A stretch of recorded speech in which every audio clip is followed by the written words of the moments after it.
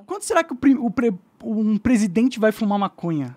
Seria um evento histórico, né? Cara, isso ia ser histórico, A gente já né? teve um bilionário fumando maconha ao vivo, que foi verdade, o Elon Musk. é Agora, verdade. um presidente a gente nunca teve, né? Alguém da administração, né? Eu não sei. Assim, o Biden, né? Não sei se ele é maconheiro ou não. Uhum. Mas ele tá tendo uma postura, assim, muito flexível em relação a essa questão da cannabis, sabe? Sim. Então, cara, eu acho que talvez a gente avance aí bastante pra, quem sabe, o próximo presidente dos Estados Unidos não fumar maconha. Fumar um beck, né? Imagina, assim, engraçado. Exato. Aqui no Brasil, eu acho que vai demorar um pouquinho ainda. Eu também acho. O Brasil é muito conservador. Não sei por que a gente é tão conservador. É que a gente é um país muito cristão, né? Muito pautado em questões religiosas, Sim, assim. sim. Então, eu acho que essa questão religiosa faz com que qualquer coisa, né, em relação não só a drogas, mas em relação a sexo, em relação à sexualidade, tudo seja um tabu muito forte e esses movimentos, assim, mais progressistas sejam enfraquecidos, né? Sim, e o pior é que, tipo, eu nem sei, a religião não deveria não gostar da maconha.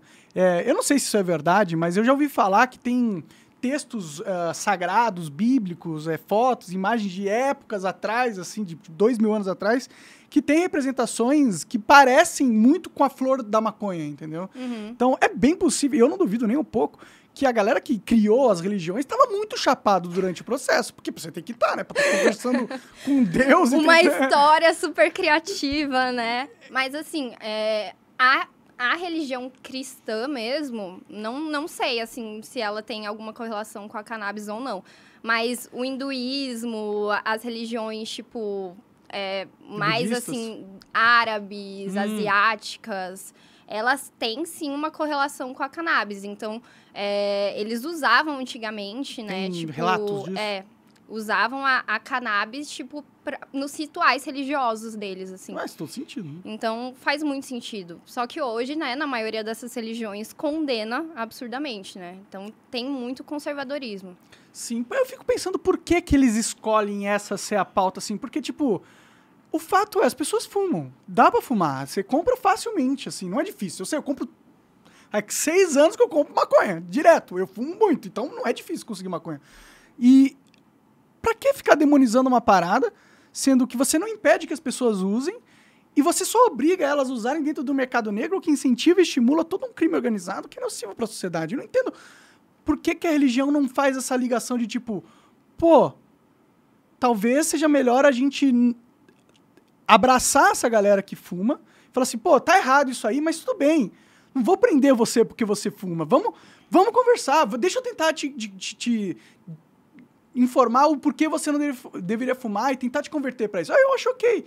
Mas agora, falar, você fuma, então você é meu inimigo, você é o responsável pela morte de todas as crianças nas famílias pobres do Brasil e ricas também, né? Porque tem muito rico que se fode com droga, né? Eu acho que a maioria das pessoas que se fodem com droga é rico, né? Porque Que o acesso é muito grande, né? E acesso a drogas, assim... de cocaína, por exemplo. A Exato. cocaína, ela mexe com as pessoas, né? Você viu aquele vídeo do Cabeção?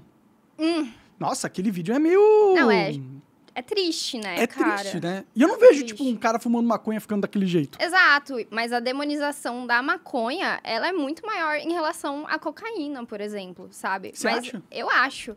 E eu acho que isso tá muito associado com a questão, assim, eu acho que não tem como fugir da questão racial, sabe? Porque, por exemplo, nos Estados Unidos, na mesma época que, sei lá, o jazz, ele estava crescendo e todos os músicos de jazz, eles fumavam maconha, falavam sobre maconha nas músicas, enfim. Em Wall Street, em Nova York, lá estavam os brancos ricos cheirando cocaína até, entendeu? E eles só falavam mal da maconha. O marketing do governo americano foi contra a maconha, entendeu? Tipo, a maconha destrói sua família. Negros e mexicanos estão invadindo as casas e dando maconha para os seus filhos. E seus filhos vão perder a vida deles. Tipo, eu acho que toda essa propaganda tá repercutindo até hoje, assim, nesse conservadorismo do que a gente pensa sobre a planta, sabe? Porque é isso que você falou. Principalmente pra gente, que é de classe média, branco, vivendo aqui em São Paulo. Pô, é muito fácil conseguir maconha. entendeu? Sim. A maconha tá legalizada pra gente há muito tempo. Praticamente. Tem Exato. gente que até fuma na rua e foda-se, Exato. né? Aqui, há muito tempo. Mas, cara, se for o preto da periferia, Tem entendeu? mais chance de se fuder. Ele tem mais chance de se fuder de qualquer Exato. jeito, né? Não Então, é, assim, nem se tiver maconha. essa que é a questão, sabe? Tipo, a questão racial, ela tá muito ainda sobre isso, sabe? E eu acredito que, assim, a gente tá tendo esse avanço no campo medicinal para que o campo medicinal abra também, posteriormente, para o recreativo.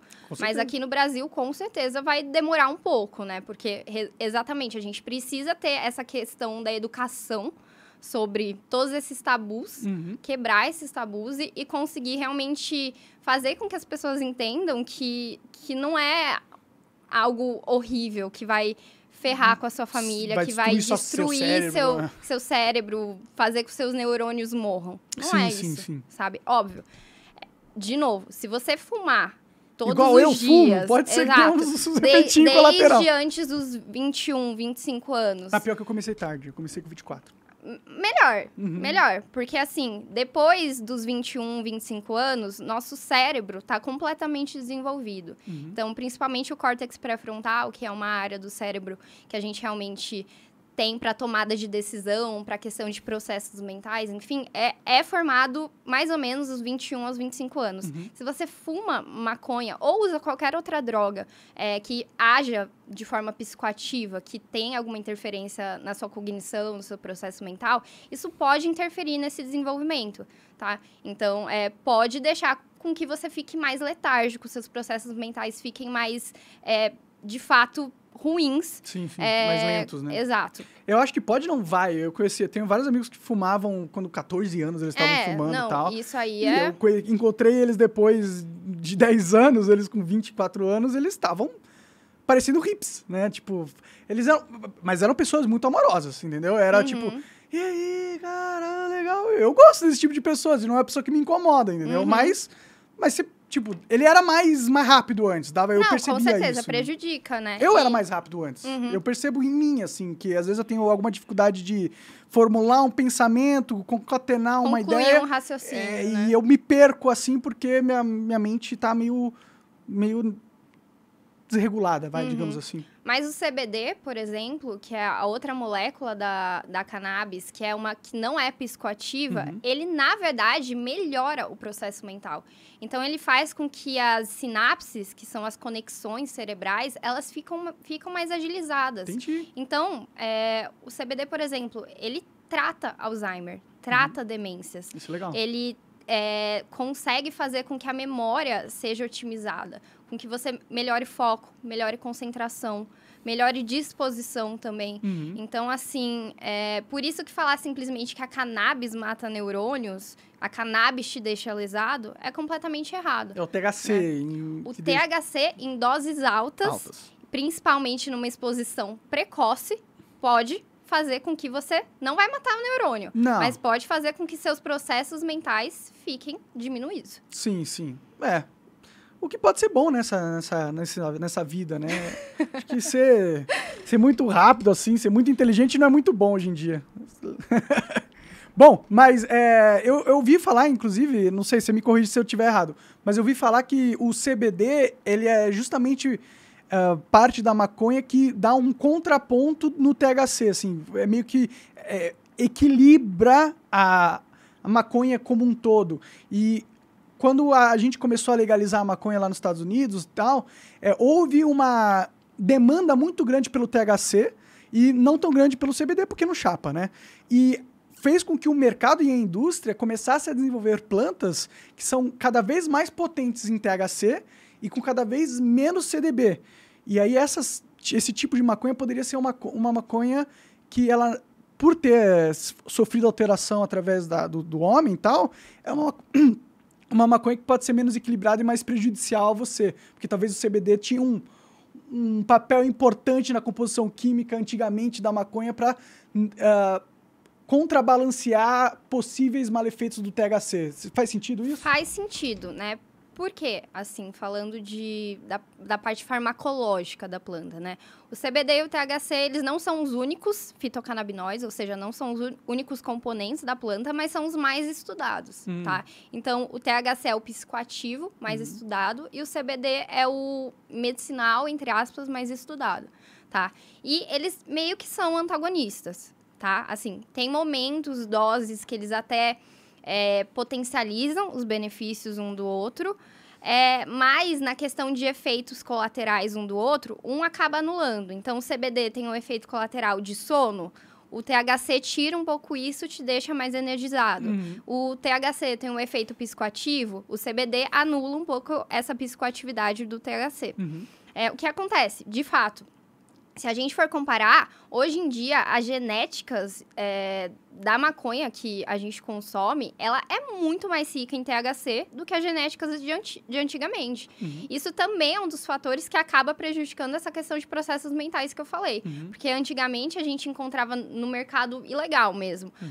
Maconha que tinha 3 a 5% de THC, hoje em dia é de 10 a 20%. Então, assim, são strains muito ricas em THC. E o THC em excesso pode sim ser prejudicial. Sim, tem até relatos que correlaciona a Alzheimer, não, você fica paranoico, qual que é o nome? Esquizofrenia. Esquizofrenia, isso. Então, a maconha, ela não causa esquizofrenia. Não, tá? Meio que potencializa se você já tiver Exato, se você tiver uma predisposição genética e se você for exposto muito precocemente, então, por isso que essa fase, assim, antes dos 21, antes dos 24 anos, ela é muito arriscada, né? Porque você tá numa fase de desenvolvimento cerebral muito forte. Tá acontecendo muita divisão celular, todas as conexões mentais estão muito aceleradas. E se você tiver essa predisposição para ter alguma esquizofrenia ou para ter alguma psicose, alguma outra psicose que não é esquizofrenia, e você for exposto a doses de THC altas, isso pode sim fazer com que aquela chavinha ligue mais cedo, né? Exato. Às vezes você ia ter isso com 90, 60 anos, mas você vai acabar tendo com 30, porque você fumou muita maconha. E às vezes você nem ia ter, entendeu? Às vezes, assim, você tinha a chave, você tinha a questão genética da esquizofrenia, mas se você tivesse levado uma vida de exercício físico, dieta equilibrada, um bem-estar maior, assim, você não teria, desenvolvido, entendeu? Entendi. Exato. Você acaba de assistir um corte do Monarch Talks. Agradeço demais, mas se você quiser ver o vídeo na íntegra e acompanhar ao vivo todas as transmissões, você tem que ir lá no rumble.com/monarch para não perder nada. Segue a gente lá.